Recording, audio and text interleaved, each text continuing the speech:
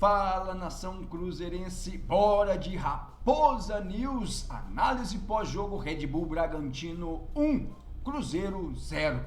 O Cruzeirão cabuloso tropeçou no Bragantino e perdeu a chance de embalar no Campeonato Brasileiro. Mais uma vez, né? Chegamos próximos de emplacar e entramos novamente no olho do furacão. O viés de alta foi interrompido, né, com a derrota de ontem em Bragança Paulista, em uma partida onde claramente, né, nós vimos alguns pontos positivos, principalmente a se pensar na base titular que o Jardim parece ter encontrado sim, mas deixou ainda alertas importantes sobre as ideias do técnico, assim como também, principalmente no que diz respeito à montagem feita no elenco, né? E isso aí, voltando aqui para a telinha, hashtag Fora Matos, apontou algumas carências e ontem isso ficou cada vez mais claro. Mas bora lá, o Cruzeiro foi escalado aí com a base titular nesses últimos 2 jogos. Ontem, no terceiro jogo, a base foi mantida com o Cássio, Jonathan Jesus, a única mudança, lembrando que tanto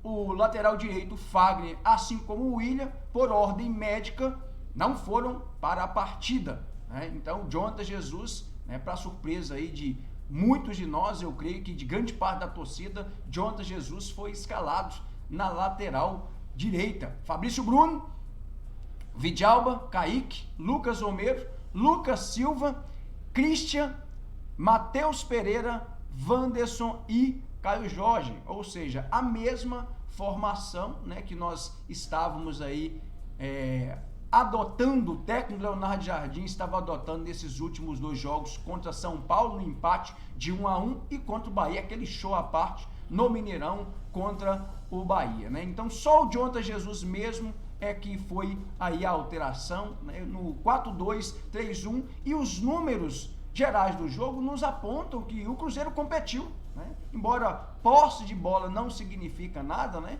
E o que nós vínhamos destacando aqui é que de nada adianta ter posse de bola e não ter a capacidade de criar, de agredir, de ferir o adversário. E ontem o Cruzeiro, embora não esteve em uma partida brilhante, mas foi um time aguerrido, né? Não foi um time inspirado. Ontem a inspiração não aconteceu, mas um time que combateu. No primeiro tempo, com a base titular, a gente percebeu que realmente o Cruzeiro fez o que pôde, mas sem tanta inspiração, né? No segundo tempo, com as mudanças, as coisas mudaram, mas vamos lá. Posse de bola, o Cruzeiro teve mais posse de bola, 57,8%, contra 42,2%, e lembrando que o campo Nabi Abichedid, campo muito pesado, viu?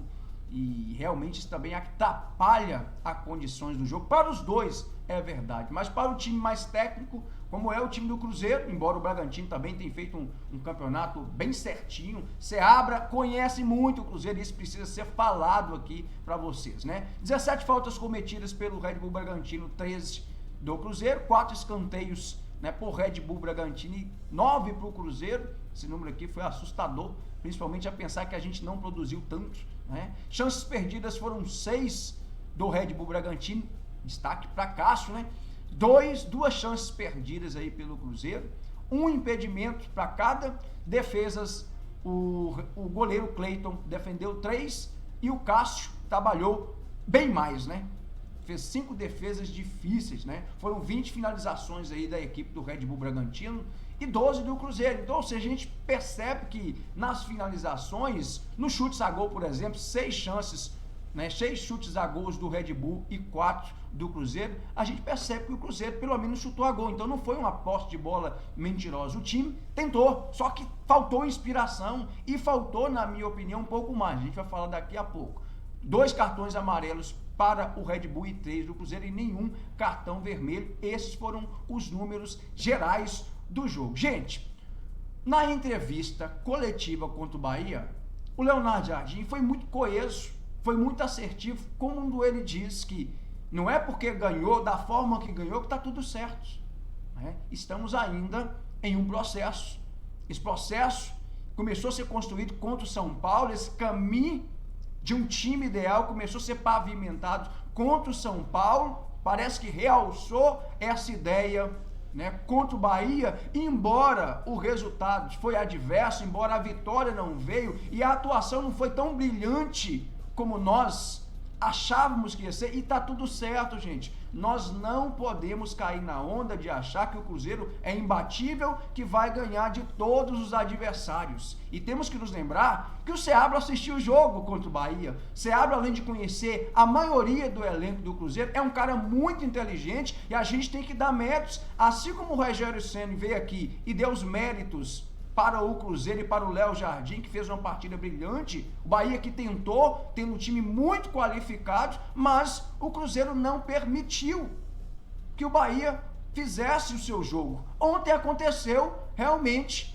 o oposto. Ontem o Red Bull Bragantino travou as principais ações ofensivas do Cruzeiro e temos que levar em consideração dois fatores. O fator do campo do Nabi Abichedid, né, ser um campo muito pesado, e além do mais também temos que considerar que viemos de duas partidas onde o nível de intensidade foi absurdo. Então, diante de um campo pesado, diante de um cansaço físico, era normal e natural que isso pudesse acontecer. Gostei do combate da base titular no primeiro tempo, as alterações não deram certo, não deram encaixe, mas no primeiro tempo, onde nós tínhamos a base titular, não deu tão certo, muito especificamente por conta da questão física, né? Eu creio que sentiram o campo pesado e por falta de inspiração, também baseado na forte marcação do adversário, o Seabra, a grande verdade é que ele realmente travou as principais ações. Ele assistiu o jogo contra o Bahia e com isso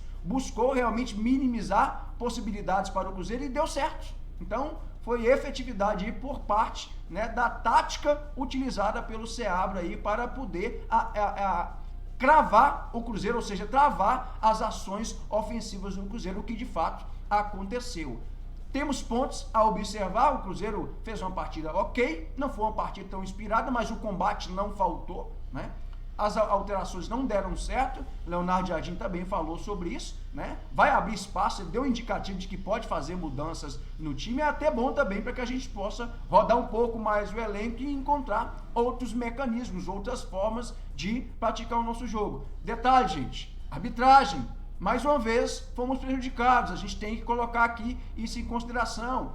Cássio falhou, mas foi também muito bem na partida, né? Fez defesas que o Cruzeiro poderia ter sido facilmente goleado, né, no Nabi Abichedid pelo Red Bull Bragantino. Não tá tudo certo, tá? Mas não tá tudo errado também, né? Não é porque ganhou na rodada passada que estava tudo certo, e isso ficou nítido no jogo de ontem. Mas não é porque perdeu que está tudo errado. Estávamos comemorando uma brilhante partida contra o Bahia, já vamos jogar tudo por água abaixo? Vamos ficar atentos naqueles que são leões de microfone, tá? Principalmente nas coletivas, a gente percebe como é que funcionam as coisas, né? Antes da coletiva, antes de estar no tete a tete, rasgam, né, vão para cima de todo mundo, mas na frente do microfone, né, é um gatinho espantado. Vamos ficar atentos, não vamos embarcar na onda da imprensa e alguns tendenciosos que tem por aí, tá bom? Dito isso, vamos continuar fechados com o Cruzeiro e fechado com Leonardo Jardim. Esse foi o Raposa News, chegou até aqui, deixe o seu like, se ainda não é inscrito, se inscreva e ative as notificações na opção todas para não perder nenhum dos nossos conteúdos. Até a próxima Raposa News, se Deus assim permitir. Falou, até amanhã.